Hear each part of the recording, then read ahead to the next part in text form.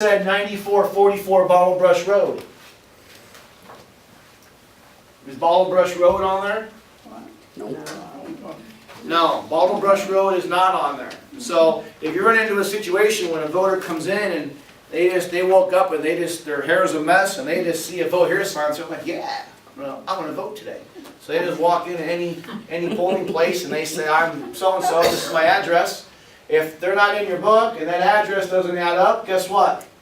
The voter needs to call the number on the poster and find out where they have to go vote. You don't need to stop and call for them. Say, Mr. Morrow, you're not in my book, and your address, I'm sorry to say, isn't in my address library.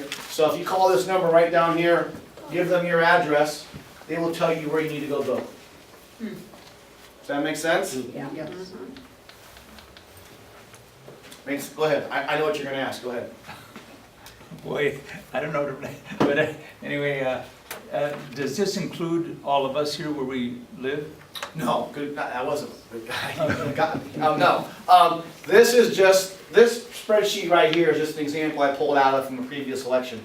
On election day, your address libraries will be broken down to where you work at. So maybe the city of West Des Moines will have just West Des Moines addresses on it.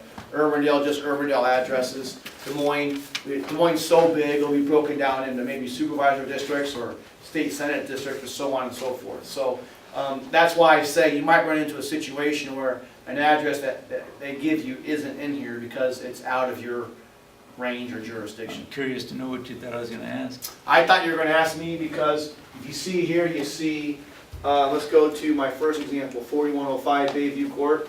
It says Des Moines 71. Then it says 51 over here. It's the same thing. 51 and 71 are the same thing. Well,